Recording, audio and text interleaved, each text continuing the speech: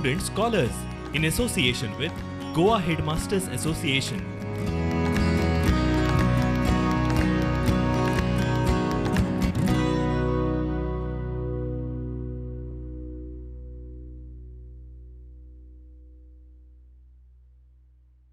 Hello students, in today's class we will be learning about acids, bases and salts. So you can see on the screen there are various food items which are kept, okay.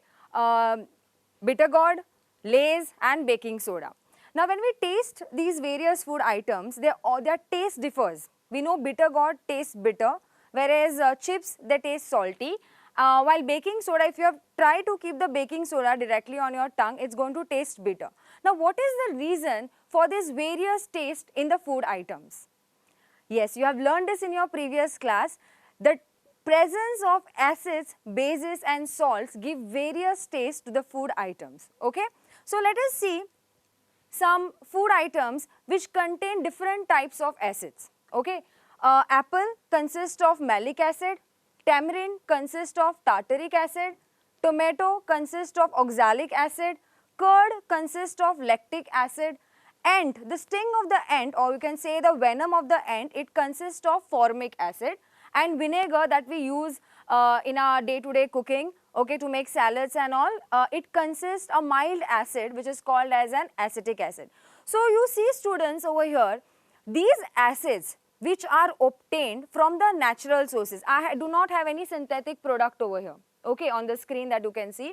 Okay, all these products which are there, these are obtained from the natural sources. That means there are certain acids, okay, which are obtained from the natural sources and are called as organic acids. But those acids which are synthesized chemically either in the lab industry or obtained from minerals are called as synthetic acids. Let us have a look. Okay, so we categorize acids into two types. Okay, we are having organic acids and inorganic acid. Basically, inorganic acid is the term given to the acid which is sourced from synthetic materials, okay, or from the lab as I told you already, or from mineral acids. So here are a few examples. Organic acid examples I have already discussed earlier, that formic acid, acetic acid, etc. While those obtained from minerals, example HCl, that is hydrochloric acid, H2SO4, sulfuric acid, even more we have like nitric acid, HNO3 and so on. So now let us learn about the properties of acids, okay. I am sure all of you all have tried lemon juice or some citrus fruits, okay. So when you taste this fruit, you know you get that sour kind of taste, okay. So first of all, the term acid or the word acid has been derived from a Latin word, okay, and that Latin word is acidus.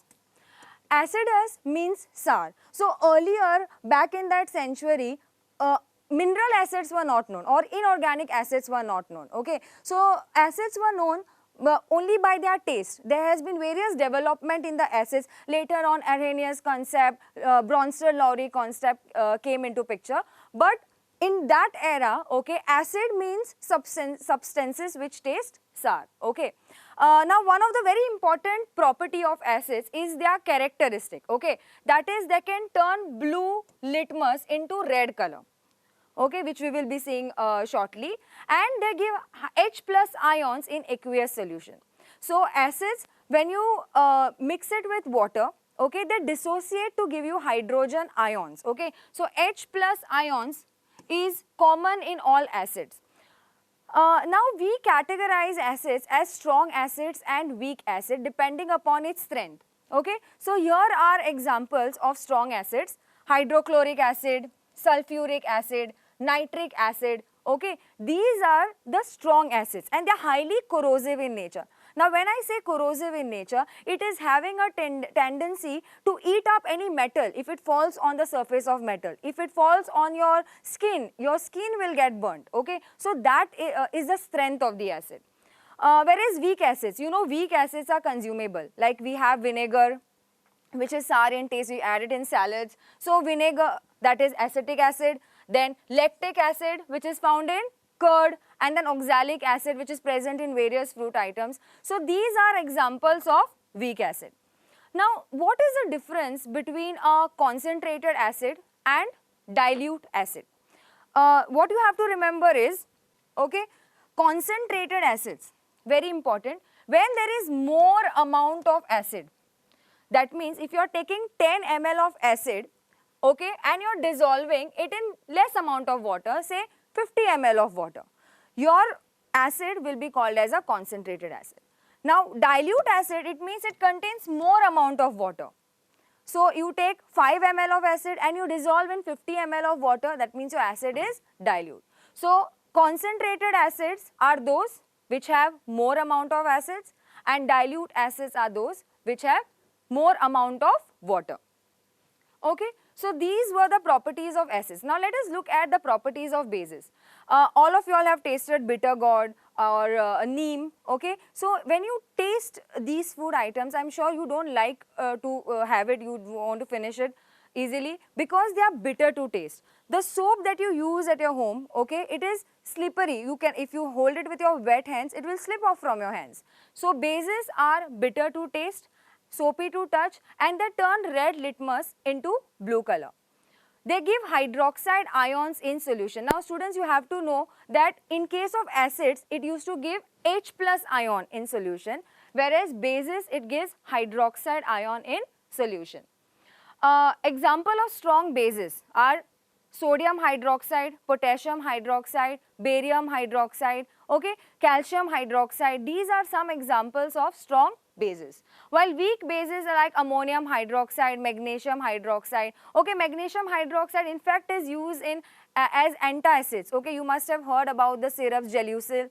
Okay, so magnesium hydroxide is a weak acid and it is consumable. Again, concentrated base and dilute base. Concentrated base consists of more amount of base and less amount of water, whereas dilute base has less amount of base and more amount of water. These are some of the properties of base. Okay. So, in the picture you can see very clearly what is common in acids and what is common in base. Okay. In acids, okay, this is the beaker which is labeled as A. Okay, this beaker is showing you acid, which is the upper part, and water. Obviously, it is miscible. Okay, when you mix it with water, what are you getting? You are getting H plus ion. Okay, so this was the Arrhenius concept of acid, which states that acids are substances which gives H plus ions in aqueous solution, whereas bases are substances which gives hydroxide ions in aqueous solution. Fine. Now, remember students, now here it is being shown as H plus ions. Now, what exactly happens? Okay, H plus ions, when it dissolves in water, we know H2O is the solvent that we are taking, it gets converted into hydronium ion. Okay, so what is present in this beaker is not H plus ion, but it is the hydronium ion which are present in the beaker. But you just have to remember, for example, if I am taking HCl, okay, HCl will dissociate to give me H plus Cl minus ions. So, it is H plus ion which combine with water and give me hydronium ion. Whereas in case of base, let us take example, if I am having sodium hydroxide, NaOH, okay, sodium hydroxide will dissociate to give me sodium ions, that is Na plus hydroxide ion OH minus. Okay, the presence, the number of OH minus ions and the number of H plus ions defines the strength of the acids and bases. More the number of hydrogen ions, stronger is the acid, lesser the number of hydroxide ions, weaker will be the base. Now, point that you have to remember is acids on dilution, okay, the number of H plus ions per unit volume decreases. Whereas in case of bases, same thing, when you want to carry out dilution, what you are exactly doing is you are reducing the number of H plus ion and OH minus ions. Okay. So, what you are carrying out? You are changing the concentrated form of acid into dilute form of acid by changing the strength of H plus ion and OH minus ion, which can be done by simple addition of water. So, now let us see dilutions of acids and bases. Now, remember students, acids and bases, they are highly exothermic in nature. You know the meaning of exothermic means it releases out heat. So you have to take care, there is a proper procedure how to carry out the dilution of acids as well as bases. So the concentration of hydrogen ion in acid, okay, as I already told you, and the concentration of hydroxide ion in base per unit volume shows the concentration of acid or a base. Now, by mixing acid to water, the concentration of hydrogen ion per unit volume decreases. Similarly, by addition of base to water, the concentration of hydroxide ion per unit volume decreases. Now, this process of addition of acid or base to water is called dilution, okay, and the acid or base is said to be diluted. Okay. Now, one of the most important thing that you have to remember, there is a proper method to carry out dilution. Here you can see clearly it is shown that acid is added to the beaker containing water and not vice versa. Now, what will happen if you try to do the opposite side? Suppose I am having a beaker, okay, which is having acid. Instead of pouring acid to water, if I add water to acid, do you think it's going to be the same? No. You're going to cause a mishap. What is actually going to happen if you pour water to acid, the acid is going to splutter, it's going to splash out. And if you are standing right in front, okay, suppose you are having a beaker which is containing acid, okay, and water, if you add water to acid, the acid is going to splash and it may cause burns or it may cause some serious injury. So, keep a point in mind that dilution of acids is never carried out by adding water to acid. Instead, what is being done? A beaker is filled half with water, okay, and acid is poured slowly by putting a glass rod inside the beaker, so that the heat that is released, okay, is very slowly. If it is instant, then it is going to splutter everywhere. Okay. Similarly, in case of base, you are going to add base to the beaker containing some amount of water. Okay. So, dilution of acids and bases, point that you have to remember is that you have to add acid to water and not water to acid. Okay. Next property of acid is conduction of electricity. Acids and bases, both of them, they are very good conductors of electricity in their aqueous form. Now, why in the aqueous form? We know that for the conduction of electricity, what you require is the movement of ions. Okay. Now, in case of acids, we are having H plus ion, and in case of bases, we are having OH minus ions. Okay. So, you can see over here, there are two beakers which are shown, one containing hydrochloric acid, which is a strong acid, and the other one containing acetic acid, which is a weak acid. Now, you see over here, students, what is being done, two electrodes are connected to a battery source and a bulb is being attached. Now, there is, once the ion starts moving freely, okay, the bulb lights. Now, why it is getting lit only in case of HCl solution but not in case of acetic acid solution? Can you think about it? Yes, because hydrochloric acid is a strong acid, okay, whereas acetic acid is a weak acid.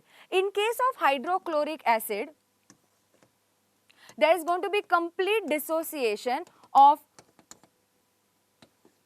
the acid into H plus and Cl minus ions. That means hydrochloric acid is going to get completely ionized in the aqueous solution.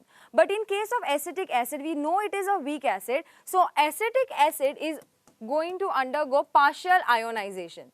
So, acetic acid will ionize to give you acetate ion, CH3COO minus is called as acetate ion, and H plus ion. But what is the difference? HCl will undergo complete ionization, hence the bulb is lit, whereas acetic acid undergoes partial ionization. That is why the bulb is not lit, because for the conduction of electricity, what you require is the movement of ions. Okay. And one of the most important property of acids as well as base is that they have the tendency to conduct electricity. So, we see there is a wide use of acids as well as bases. So, some of the common acids are given over here. You will be amazed to know, students, that hydrochloric acid, one of the strongest acid, is present in our stomach, which helps in the digestion of food. Okay. Then we are having sulfuric acid, which are used in car batteries. Nitric acid used in explosives, you can see over here in the picture. phosphoric acid, you're always advised by your parents, you know, not to consume these aerated drinks. Now, what is the reason why your parents are telling you not to have aerated drink? Because it contains a mild acid called as phosphoric acid, which of course definitely, you know, it does not allow your bone development. So, a piece of advice, you are not supposed to consume aerated drinks, because now you know it contains a acid called as phosphoric acid, which is used as flavoring. Okay, and then we have acetic acid, which is used in vinegar. Now, what is common in all these acids? You see the formula H, H, H, H and H. That means your H plus ion is something that is common in all the acids. Okay. So, what is common in bases? Sodium hydroxide, it is used in soaps, it is used in drain cleaner.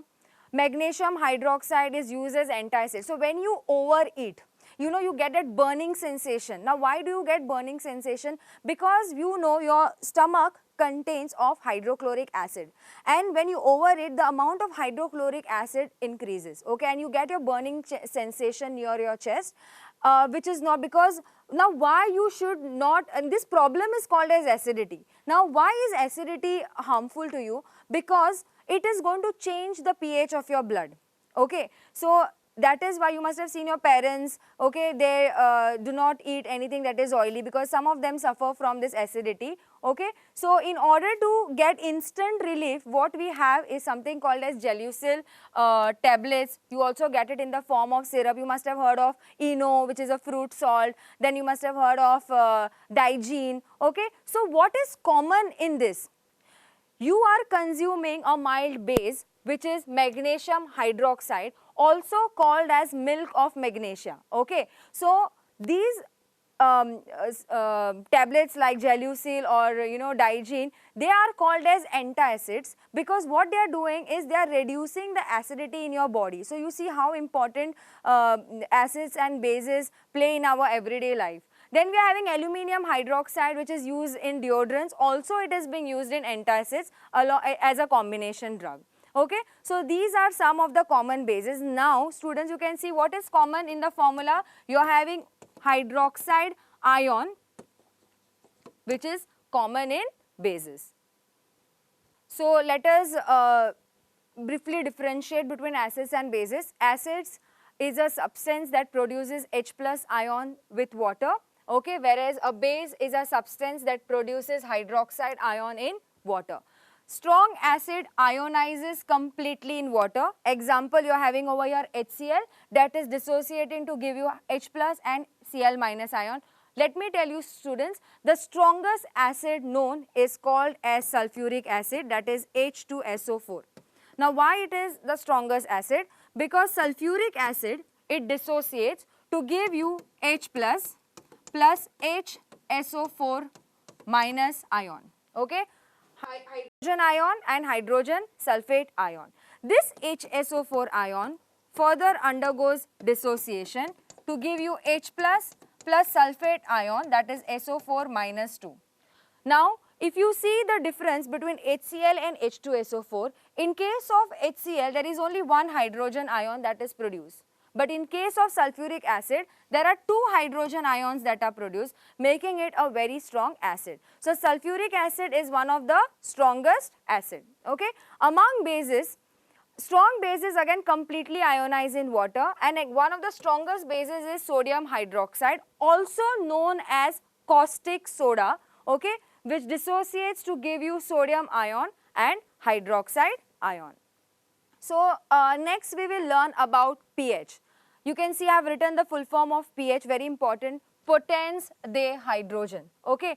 The meaning of potens is power, okay. It is derived from a Greek word, okay. So, Greek word for power is potens, and the word pH, okay, comes from this potens de hydrogen, that is pH scale. Now, pH scale is very important students, because it is called as a universal indicator.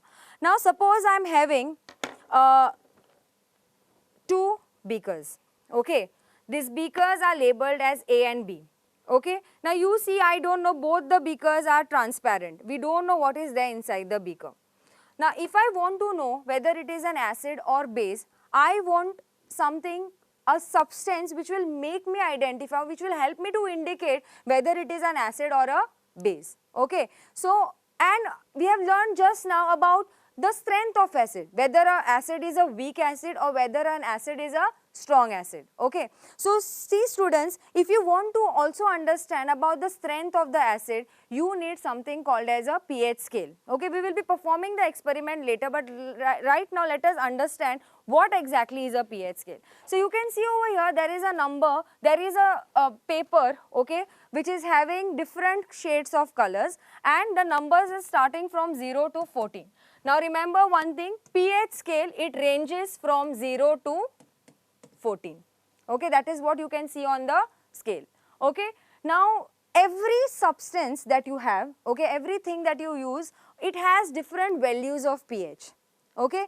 You can see over here some of the common substances shown over here. Lemon juice pH 2.0, wine pH 4.0, rain pH 5.5, human blood pH 7.5. Now, what do these numbers indicate? Okay, these numbers indicate, it tells you about the strength of acids and bases.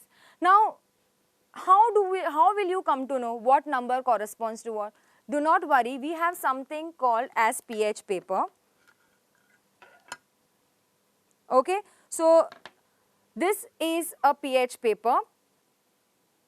Okay, so you see this is a pH paper. You can see the different shades. The shade chart is being given over here. Okay, which is ranging. So 1 is pink in color, 3 is 5, 6 is yellow in color. So you can see it's from till 14 you are having different shades. Okay, and these papers that you can see, these are called as pH papers. Okay, so these pH papers you will use to find out whether a substance is acidic or basic. So let us have a look at an example.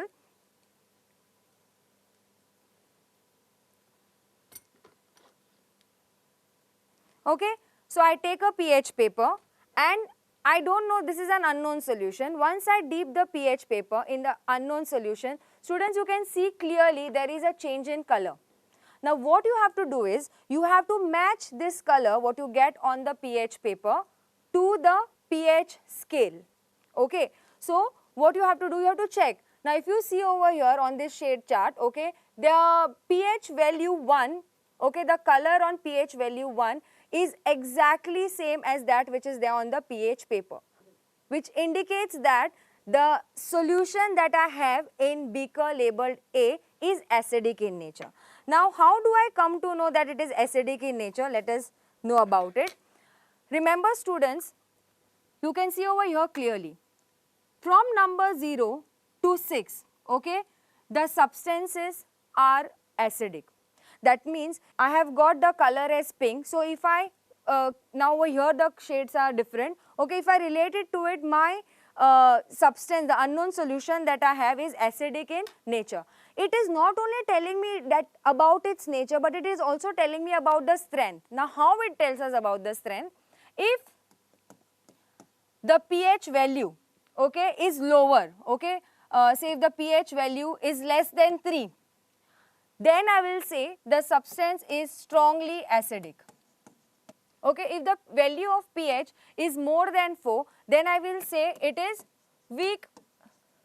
Okay, it is weakly acidic, it is not very strong acid. Okay, similarly, if the pH 7, you see what is written over here, water, distilled water. Okay, it's having a pH value of 7. Okay, when the pH value is equal to 7, we call it as neutral. The other substances that are neutral are salts. Okay, acids are having lower pH values, salt or water, it is neutral. Okay, and then what we get, the higher the value of pH, okay, the stronger is the base. So, if I am having pH value around say 14, that means my base is very strong. Okay. So, basically pH scale, it tells you about the strength of acid and bases. Okay. I take my pH paper, I am having my pH scale with me. This is the unknown solution B. I dip the pH paper in the unknown solution B. Now, see students, instantly the color has changed. It has not, now it is going to tell me the value when I correlate it with the paper. Okay. So, you see pH value 12, okay, and the color on the pH paper is matching, indicating that the base that is present in this beaker is a strong base, okay. Higher the pH value, stronger is the base, okay. Lower the pH value, weaker is the base, okay. So you see over here, so if your pH ranges, like for example, you can see baking soda, soft soap, these are the items that we are using regularly, okay. Why we can use it? Because they are mild. So lower the pH value, say suppose 8, 9, 10, 11, it's called as a mild base, okay. And if it's higher, it is a strong base. So you can see these are some of the common examples shown over here of values of various items are being shown, okay. There are various. So human blood, you see the pH is 7.5. So what you think about this? Is our blood acidic in nature or basic in nature, or is it neutral?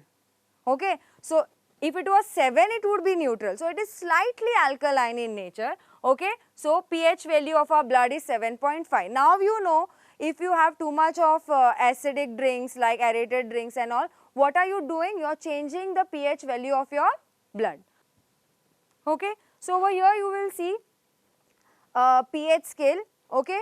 As the pH scale decreases, the substance becomes more acidic. As the pH value increases, the substance becomes more basic, and pH 7 indicates that the substance is neutral. Fine? Okay. So students, so far we have learnt about acids and bases. Now one of the important thing that you should know, bases are of two types, okay. So you see over here, base is written at a higher end of pH. Now what you should remember, that bases are of two types, okay. Bases are water soluble and water insoluble. Now those bases which are water soluble, for example, sodium hydroxide, potassium hydroxide, calcium hydroxide, magnesium hydroxide, these bases, when they dissolve in water, they are called as alkalis. Okay. So this is one of the important point that you must know, okay. Bases which are water soluble are called as alkalis, and some bases are not water soluble. For example, copper hydroxide, ferric oxide, these bases are not soluble in water, they are not termed as alkalis. So remember one point, those bases which are water soluble are called as alkalis. Now remember, all alkalis are bases, not all bases are alkalis, okay. So we have learned that pH plays a very important role in identifying the strength of acids and bases. Now besides that, it also plays a very important role in our everyday life, okay. First one, you can see pH in our digestive system. So what is present in our stomach? Which acid is present? Hydrochloric acid. Hydrochloric acid is a strong acid. Its pH value will be low, okay. Now dilute hydrochloric acid helps in digestion of food, especially proteins in our stomach. We already know that partial digestion of carbohydrates take place in our mouth, okay. Now the proteins which are present, okay, it is being digested by the acid that is present in your stomach, okay. Now we know, now if acid is present in our stomach, how come our organs are not getting dissolved? This must be a question which must have come in your mind. So students, remember one thing, the acid that is present in our stomach is having a lining, okay, a mucus lining, which does not allow the acid to come out, okay. So excess acid in our stomach, which is usually caused due to overeating or indigestion, it causes acidity. So what are we already learned, okay, soluble bases, that is alkalis, called as antacids like magnesium hydroxide, also known as milk of magnesia, and sodium hydrogen carbonate, called as baking soda, are used to neutralize this excess acid. Now if at all you don't have antacids at home, you don't have, the pharmacy is closed and due to some reason you are not having it at home, then what you can use? You can use a simple base, that is baking soda, just dissolve it in water and have it, and you will get relief from acidity. So what exactly happens when the amount of acid increases, okay, the pH of our blood will vary. So one of the important role that the pH plays is in our digestive system, okay. Now, tooth decay caused by acids. We all know when we were young, we used to love eating anything that is sweet, you know, candies, and we love eating, we love drinking soft drink, anything that is sweet. And our parents used to make sure that on Sundays at least we have something that is bitter. And they used to always say, brush your teeth twice daily. Now, what was the reason of brushing teeth? The answer is over here, okay. So, we know that whenever we eat something sweet, and if we don't gargle or we don't brush our teeth, what exactly happens is the food tries to degrade itself, okay. Our mouth, okay, it's having saliva, okay. Now, the food particles which remain stuck between our teeth, what it does, the bacteria in our mouth, they start attacking the food. And when they start attacking the food, especially the food containing sugar, they will try to break the sugar into acids. And what are acids? Acids are corrosive in nature. So, the bacteria is present in our mouth, it converts sugar into acids. Now, when the pH of acid formed in the mouth falls below 5.5, we know the pH value, okay, lower the pH value, more acidic is the nature. So, if the pH of acid formed in the mouth falls below 5.5, what will happen? You can see over here in this picture, tooth decaying. So, the excess of acid has to be removed by cleaning the teeth with a good quality toothpaste. Now, the toothpaste that you use, students, remember that it contains a base, okay. So, it helps to not only keep your mouth fresh, but it also removes the acid from your mouth. So, with a good quality toothpaste, because these kind of toothpaste are alkaline in nature, okay. So, you have to make sure after having anything that is sweet, you wash your mouth, otherwise the pH of your mouth is going to change, okay. Soil of pH and plant growth, okay. One of the most important natural resource that we have is soil. So, now most of the plants have a healthy growth when the soil has a specific pH close to 7, okay. The range which should be neither alkaline nor highly acidic. Every plant will grow very nicely in a particular soil where the pH is close to 7. So, you can see over here there is a pH scale. If the soil is highly acidic, you see here there are no plants growing, not even weeds, hardly some weeds are growing. The pH between 3, 4, 5, say it's very acidic, you can still see some growth of plants. But when the pH is between 6.2 to 7, you see it is very ideal for the growth of plants, okay. So, pH plays a very important role in the growth of plant, and we know agriculture is one of the main occupations of our country, and due to rapid industrialization and acid rain, the value of pH decreases in the soil, okay. So, if you want to grow good healthy plants, you need to maintain the pH of the soil. Okay, so now we will learn what is a universal indicator. We know indicator is a substance that helps us to identify whether a substance is acidic or basic. So, the universal indicator, it consists of mixture of dyes, okay, that changes its color in different pH. It tells us approximate pH of solution, and so universal indicator is nothing but the pH paper that you have used. Now remember students that universal indicator need not be only in the form of paper, but it is also available in the form of solution. So, the universal indicator or pH paper changes its color according to the pH shown in the chart below, and we have already seen it in our experiment. Okay, now indicators are classified into two types, natural indicator and synthetic indicators. You have already learnt in your 8th standard about litmus paper.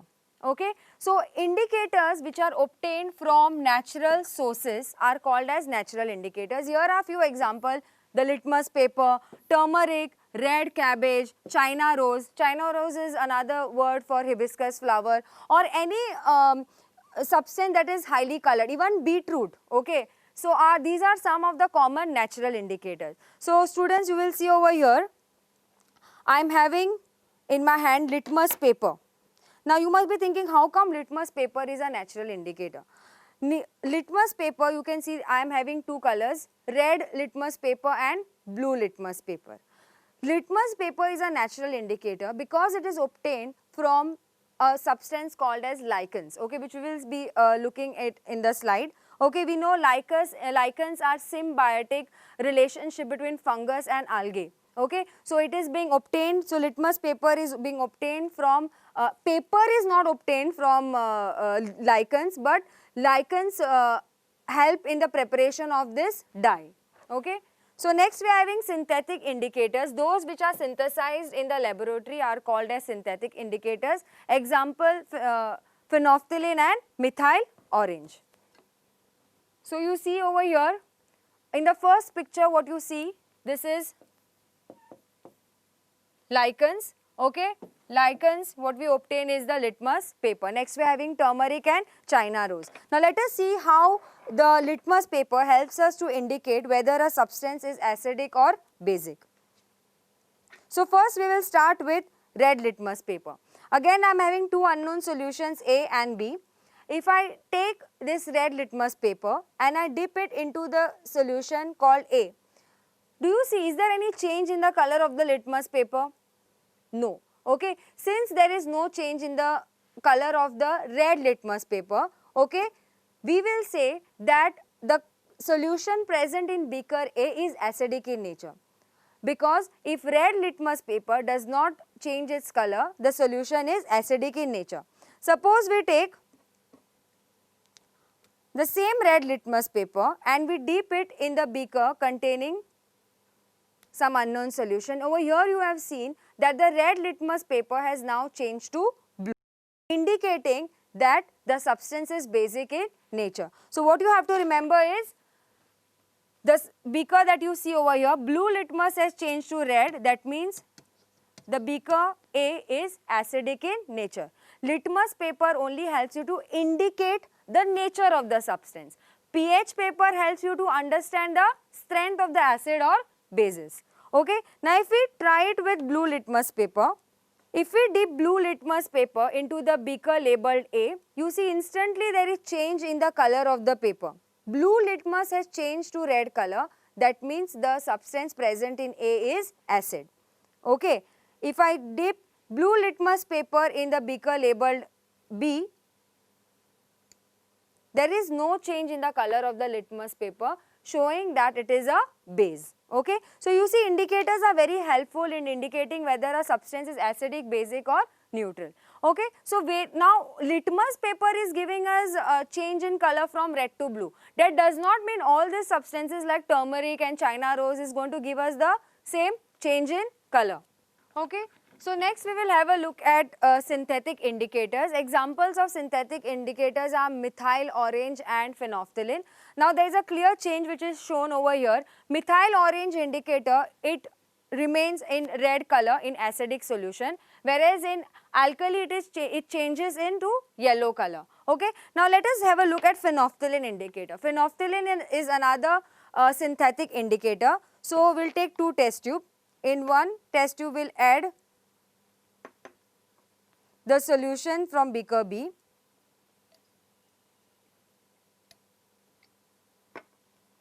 and we will add few drops of phenolphthalein indicator.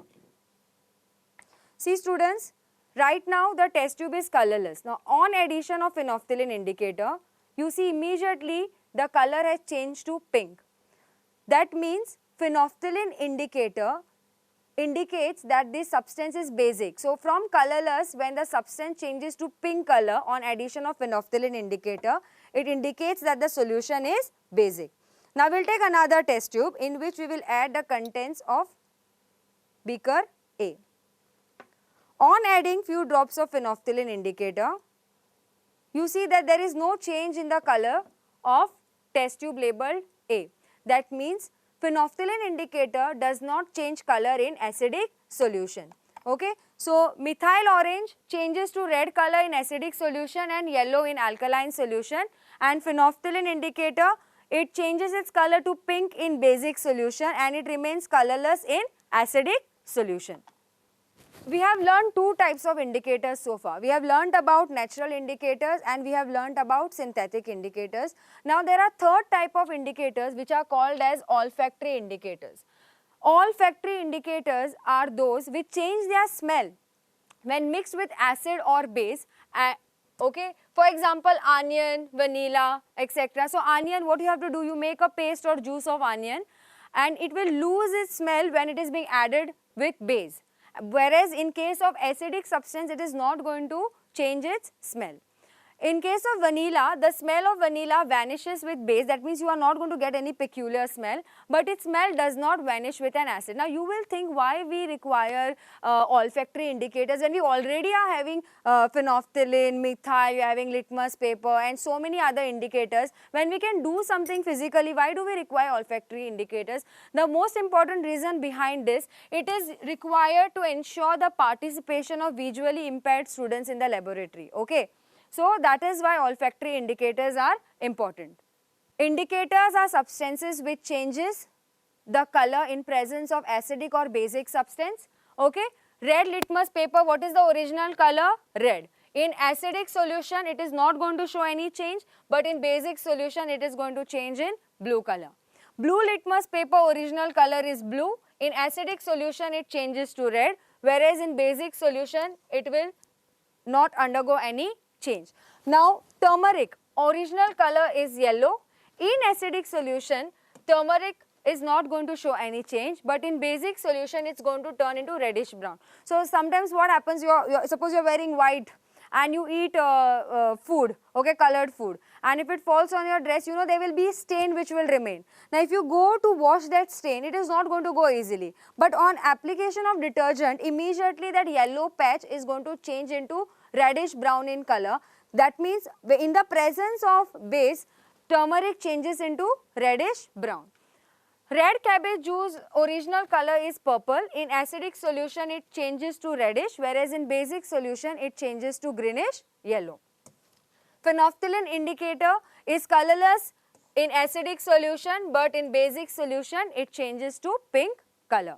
Methyl orange indicator, the color is orange. In acidic it will show red, whereas in basic it is going to show yellow in color. Whereas onion, that is an olfactory indicator, we know there is no color, okay, but in acidic solution the smell of onion is not going to change, but in case of base the smell of onion is going to vanish, and you know onion is having a very strong smell. So it is very, very important for visually impaired students, okay students. So students, in today's class we have learnt about properties of acids and bases. We have learnt about types of acids and bases, that is organic acids, inorganic acids as well as bases. We have learnt how to carry out dilutions of acids and bases, that is you have to slowly add acid to a beaker containing water, okay, and stir it very slowly. Then we have learnt about pH scale and its importance, which is also called as a universal indicator. And then we have learnt about different types of indicators, natural indicators, synthetic indicators and olfactory indicators, okay.